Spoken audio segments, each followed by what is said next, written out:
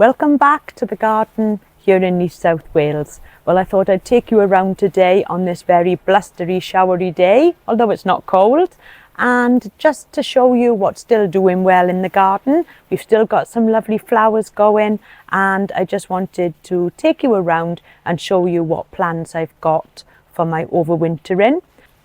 And really just to show you how basic the overwintering procedure can be. And really in my garden I do the bare minimum, and most of the garden is made up of hardy plants, and that way it'll just get through all of the winter with just minimum care. And so let's get started and I'll show you around the garden.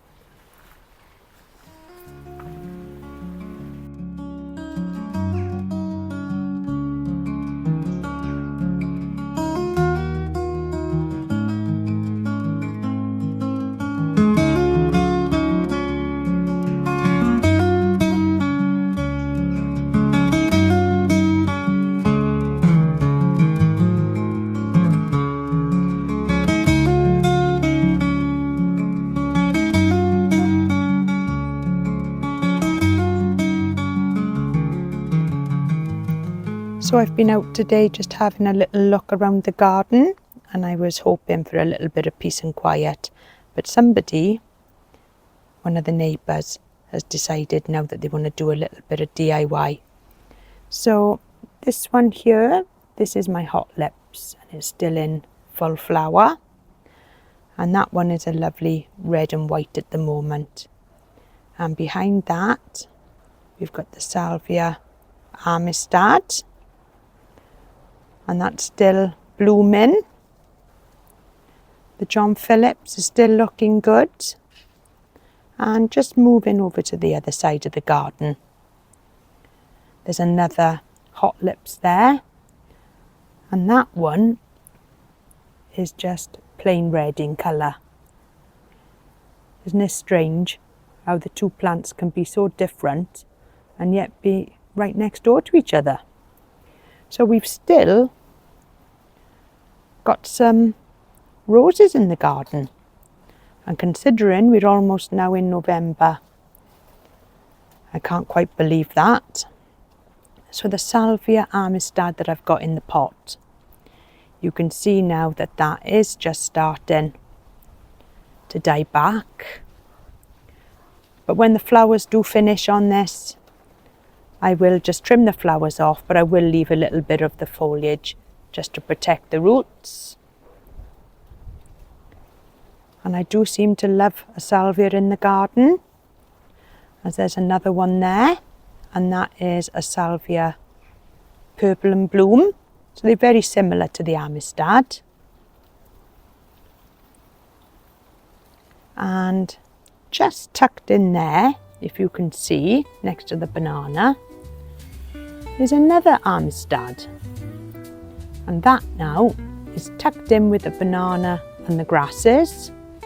And that was bought 2 seasons ago from Grow Paradise as a small little plug plant. And that now has got to be about 1.5 meters tall. So that's done really well. I didn't lift it last year, and I just left it in the ground. I didn't take any cuttings, and it just grew back beautifully. And one thing that I do want to do today is just to give these tree ferns a little bit of a watering, as even though it's been raining, they do look a little dry, as the winds at this time of year can really dry them out. So just make sure that you keep these well damp. And this is my other tree fern. This is a 2-foot trunk, and I'm going to do exactly the same with this one. And just get right there in the middle and give that a really good watering can full of water, just to keep it damp in the crown. So my Bonariensis are also coming to the end, and it'll be the first year that I've had these in the ground over the winter, but I'm hoping that these will grow really tall next year. And behind that I've got my hellebores. I've had a little root around in there, and there's no sign of any flowers just yet. And just tucked under there, I've got some more hellebores, but still no sign of any flowers just yet.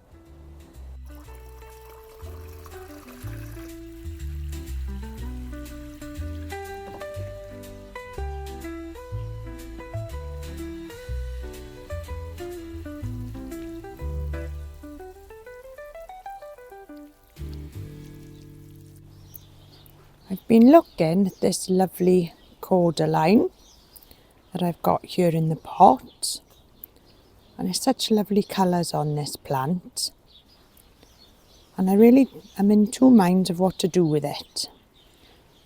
So I was thinking maybe when the dahlias are finished out the front of the house, I could move this plant in the pot near the front door.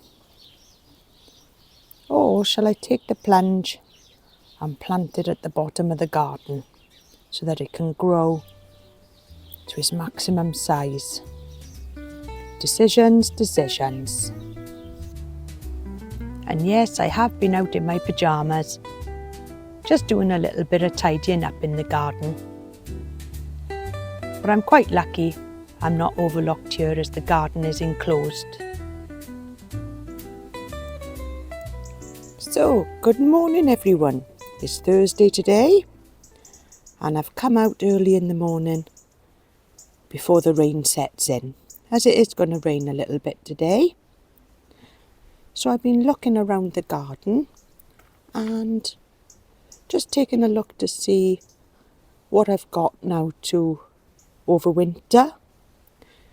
So as you know, I've got a lot of the Trachycarpus in the garden. And this one here is an example of a waggy. With these and the Fuccinii, just do nothing at all. These will look after themselves throughout the winter, and there's no need to protect these at all. In fact, if you do, you'll just cause more damage to the plant. They really are a beautiful plant. I don't really take much notice of this one in the garden, as I always seem to be drawn towards the Fuccinii. But this waggy is looking really good at the moment. Lovely leaves in there. And this one here in the centre bed, this is the Fuccinii. And again, doing absolutely nothing with this. Behind that, I've got the lovely Tetrapanax, and that now is 3 years old. And again, I'm going to do nothing at all with that one. Now, as you can see on this Tetrapanax, looking at it from the other side, it has produced now a large trunk, and the trunk alone now on this tree is probably about 4.5 foot tall. And this is the one that is going to be producing flowers, but still nothing yet. So with this one in my garden, the foliage or the leaves, they will go. So it is deciduous in my garden. So I am left with just a trunk in the garden. But last year, it survived really well, so I'm not too worried about it. So just leave these alone and don't wrap them up, as hopefully they will survive. Fingers crossed. Now the clump of Musas that I've got in the centre of the garden, this was just the one last year, and it had 4 pups. And this now I will be protecting, so I'll be cutting back the foliage and all the leaves off the top and just protecting the stems with some fleece. So I have been looking at the weather, and I can see that in the next 10 days there is no frost at all. so I won't be doing anything just yet with these plants, although I have got my yogurt pots ready, as I find them ideal just to pop on the top to keep the rain out. So I've been collecting them now for the last few weeks,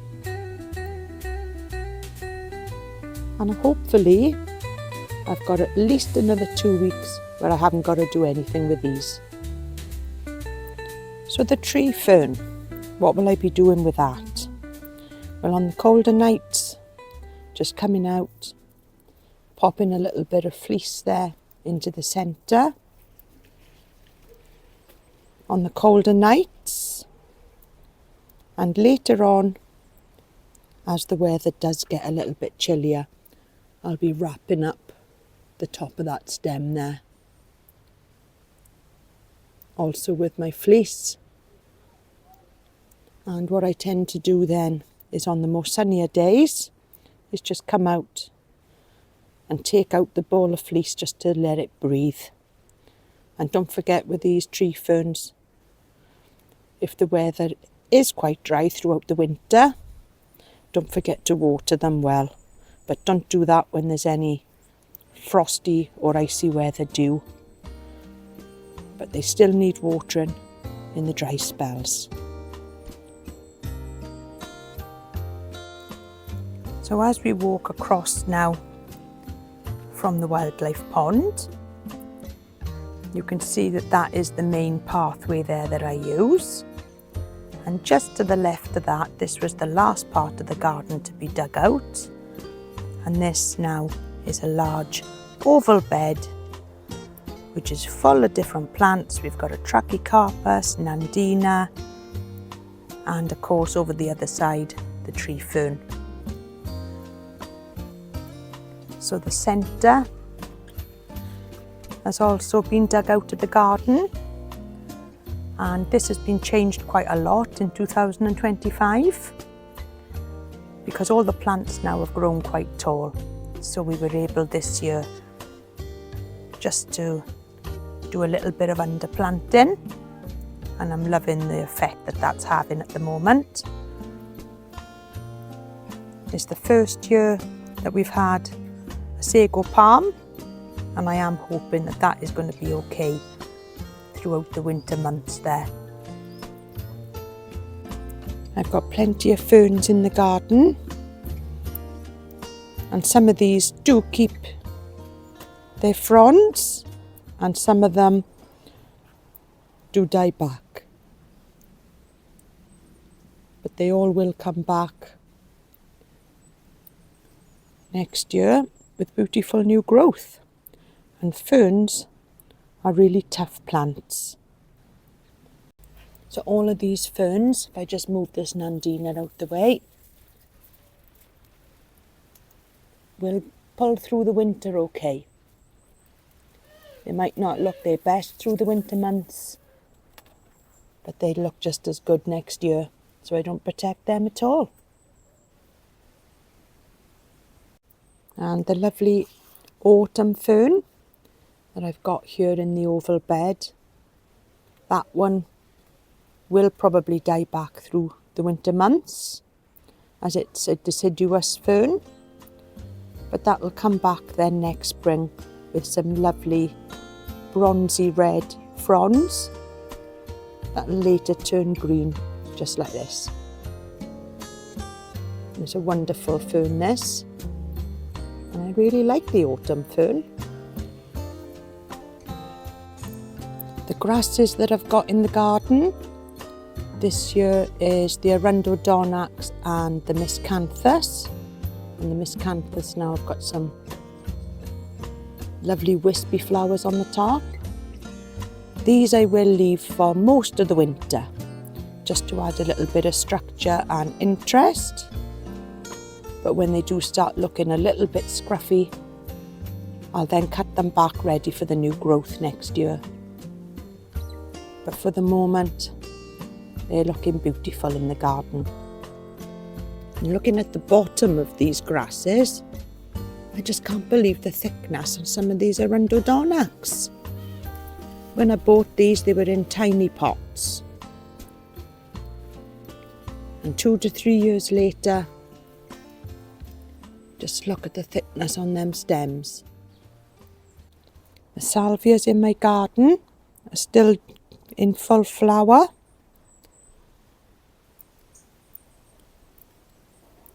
And they are still looking good. And behind there, I've got a lovely phormium.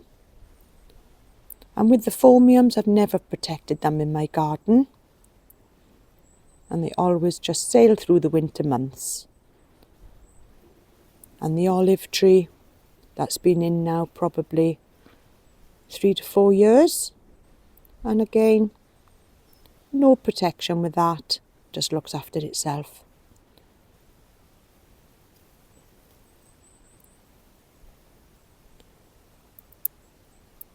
I will be losing the leaves soon off some of these plants. But that Nandina there, that's a beautiful plant throughout the winter. And that one there is evergreen. So that'll stay looking like that now right through the colder season. Now in amongst the underplanting, in this area here, there's plenty of grasses and no problems with them. And I have got the persicaria there. Now these will die back to the ground. But don't worry with these, they'll spring back next year. Always a great filler plants, the persicaria.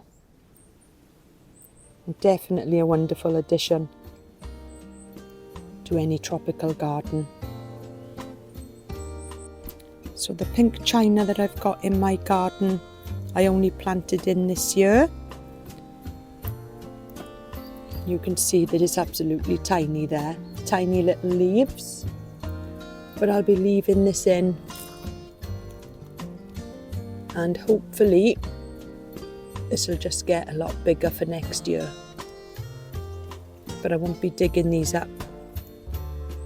These are quite hardy here in the UK and should come back next year. Hopefully.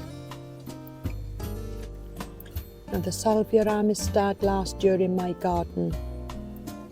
You can just see them tucked in there. I left them in the ground and they just came back without any problems.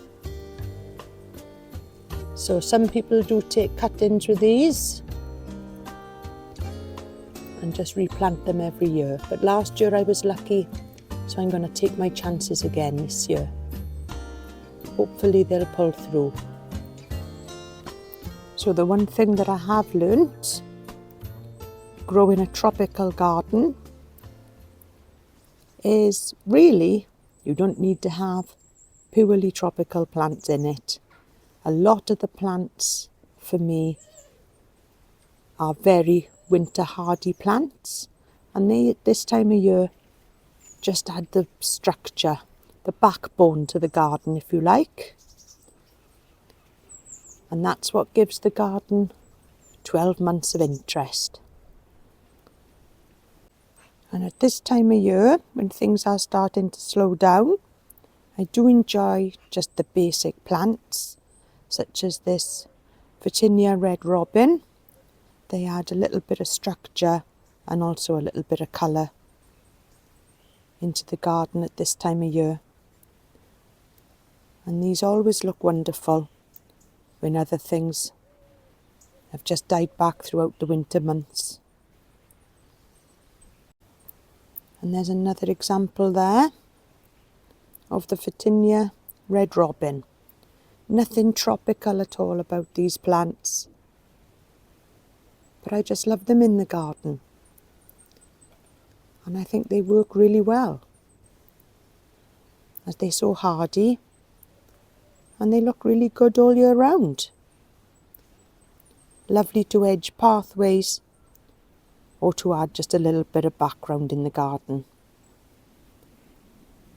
And the one that I've got at the bottom of the garden is a Virginia Louise.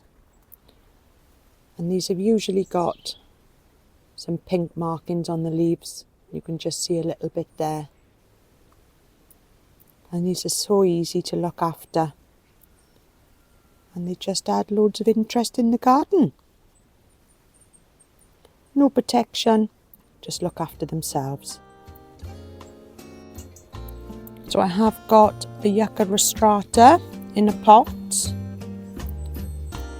And I've had this now for one winter, but I just left it outside and it was absolutely fine. So I'm not going to be too worried about that this year. So looking at the garden now from the bottom, and the cordyline, they will look after themselves, no protection there. And really most of my garden is made up of quite hardy plants, so there's not an awful lot of work to do here to keep it going through the winter.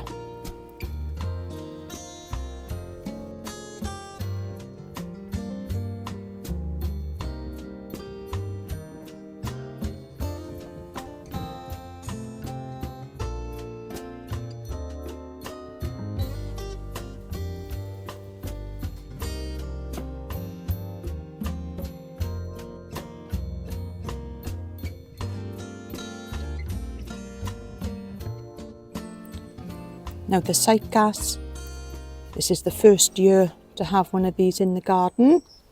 So this is going to be a little bit of a learning curve for myself. And the plan is maybe just to pull up the fronds on the very cold nights and tie them up. And definitely pop some fleece into the centre there. And I've really got my fingers crossed for this one, because it's a lovely plant and I do want it to survive.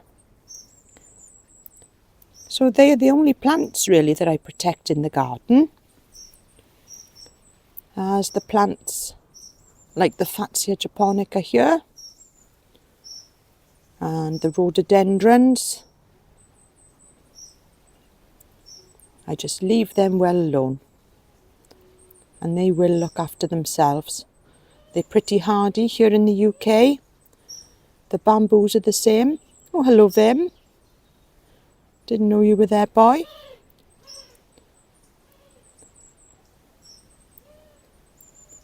The mahonia. That's a lovely plant at this time of year, although the flowers now have faded. But again, takes no winter protection here. They just look after themselves.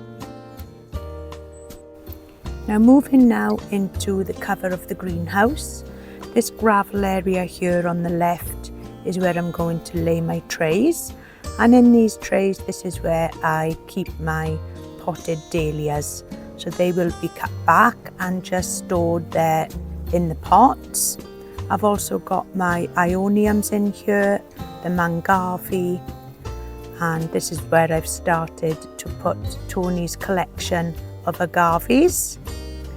And we've also got a yucca here that I bring just into the protection of the unheated greenhouse for the colder winter months. So everything now inside the greenhouse will be safe and away from the winter weather. And I just come out here every now and again just to give a little bit of water, especially to this little Tetrapanax pup that I've got growing, and that's doing really well at the moment.